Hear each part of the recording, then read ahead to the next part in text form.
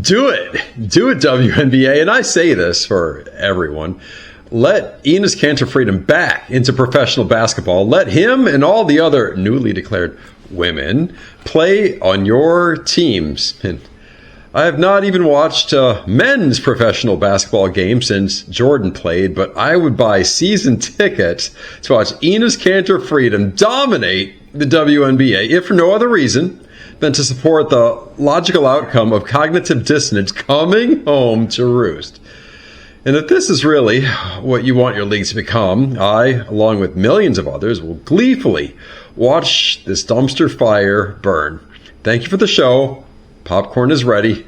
Let's examine today's "You really can't make this stuff up." Stand by. Charlie Munger famously said, "Show me the incentive and I will show you the outcome." Well, today, for what it's worth, we're going to look at women's professional basketball. And I should begin with a confession. I have never watched a WNBA game. Not one. Not because I have anything against basketball. I just have other things to do, like mow the grass or watch paint dry or stare at the stock market and wonder why I'm still staring at the stock market on a Sunday. But something rather remarkable has happened. The WNBA has finally discovered a way to get people who do not watch the WNBA talking about the WNBA. And it is not basketball. It's biology, politics, gender, and naturally, it has produced the one thing our modern culture can manufacture more efficiently than almost anything else: cognitive dissonance. You see, sports are supposed to be rather simple. You put the best players on the court, they compete, somebody wins, somebody loses. The scoreboard is refreshingly indifferent to your ideology. It does not care about your pronouns, political affiliation. It doesn't care whether you're a Democrat, Republican, Libertarian, Socialist, Capitalist, or the guy who just came to the arena because his wife bought the tickets. The ball goes through the hoop, or it doesn't. And that used to make sports rather appealing. Then came the WNBA's current little existential crisis. The league, in their collective bargaining agreement, says only players who are women are eligible to play. And that sounds wonderfully straightforward until somebody asks the obvious follow-up question in 2026. What exactly does woman mean? And suddenly you need a task force. I'm not making this up. The WNBA really put this together. It's real. So not a timeout, not a coach, not a referee, a task force. Because apparently the most complicated question in women's professional basketball is not how to defend a pick and roll. It's figuring out who qualifies to participate in the league. You got that? They are now actively determining whether dudes should be allowed to play in a chick league. Absurd, right? Well, ask Sophie Cunningham, a player for the Indiana Fever, that's a team, and she will say biological women only. Makes sense. Give a biological man a roster spot, and that is one less for a biological woman. You would think every WNBA player would see the obviousness in that, right? Well, not exactly. Multiple WNBA players and coaches have come out in support of transgender athletes, including Seattle Storm, that's another team in their league, center Stephanie Dawson, and Minnesota Lynx, that's yet another team in their league, coach Cheryl Reeve. Coach Cheryl Reeve's cognitive dissonance is possibly the best personification of this concept ever. As a coach, of course, her job is to win, and she has no problem with coaching a dude on her team if it helps her win. But what if a dude coach is a better coach than female coach Cheryl Reeve? Well, apparently to her, that's a hard no.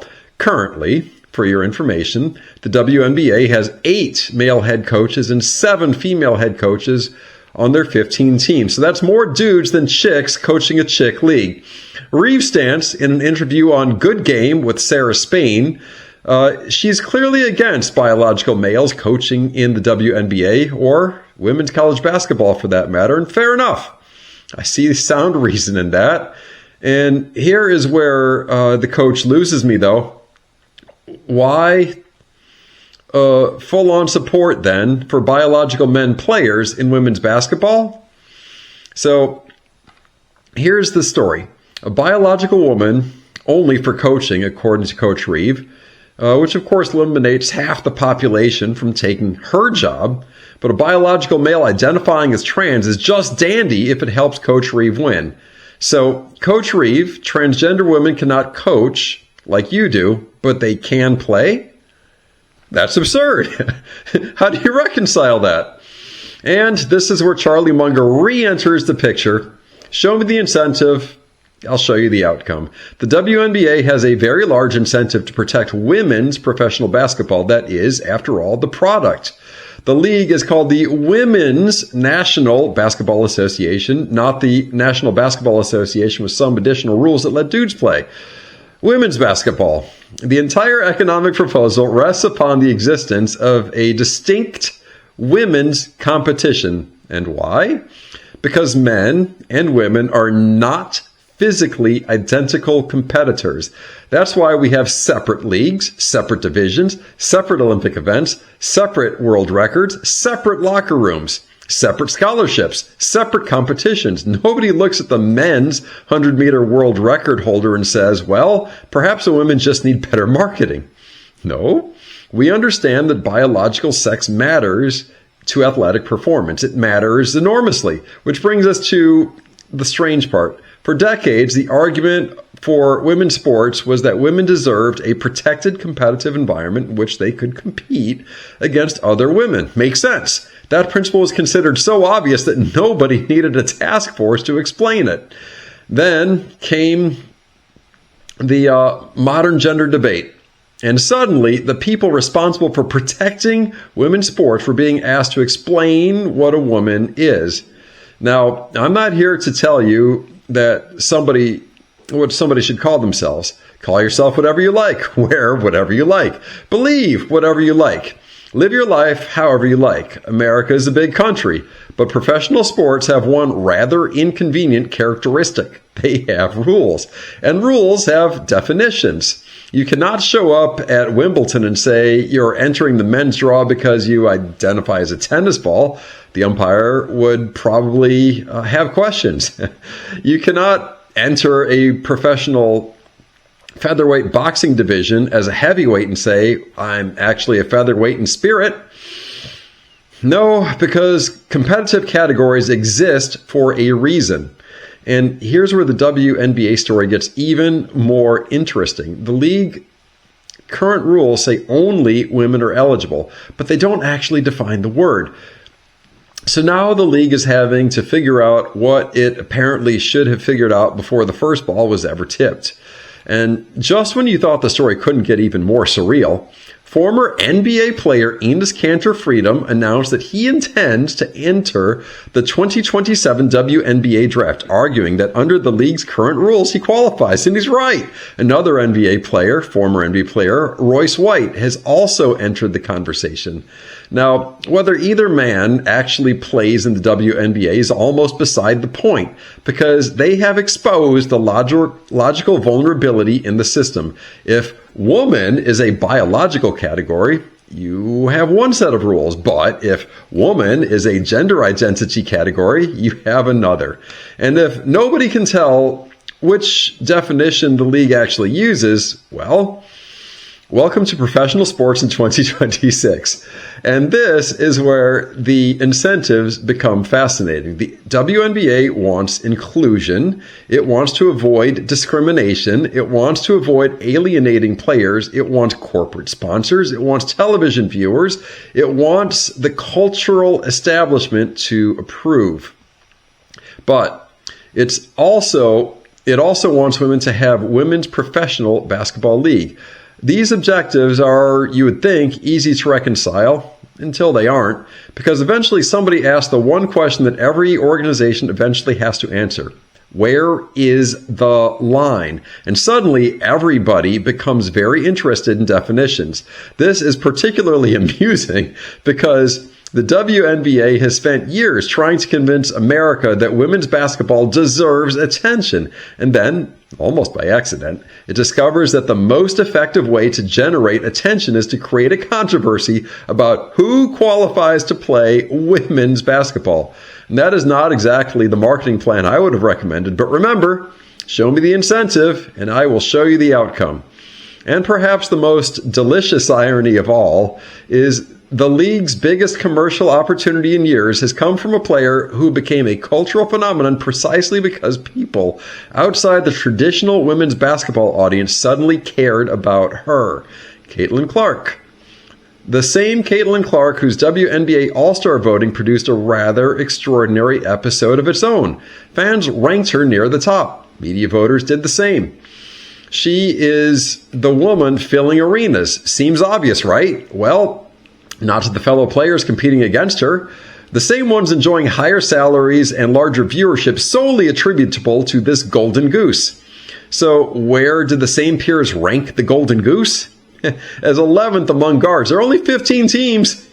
So 11th in a player portion of voting for the All-Stars, of course.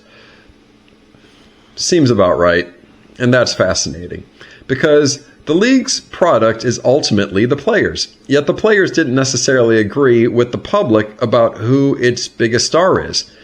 Now, perhaps they were right. Perhaps Caitlyn Clark is the 11th best guard. Perhaps she is not. That's what sports are supposed to be about.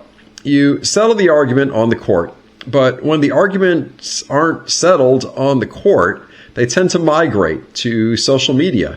And once they reach social media, good luck. Suddenly, basketball becomes sociology. Sociology becomes politics. Politics becomes identity. And identity becomes television. And television becomes money, which brings us back to Charlie Munger. Show me the incentive. The WNBA has an incentive to grow. Players have an incentive to protect their jobs. Teams have an incentive to win. Sponsors have an incentive to avoid controversy. Activists have an incentive to expand definitions. Critics have an incentive to expose contradictions. And viewers? Viewers have an incentive to watch the circus, which may explain why I'm talking about the WNBA. A league which I again say I have never watched. And perhaps that is the greatest irony of all. I still don't know who won last night's game. I couldn't tell you who leads the league in assists. I don't know or care who's shooting 42% from the three. But I know there is now a task force trying to determine who is eligible to play.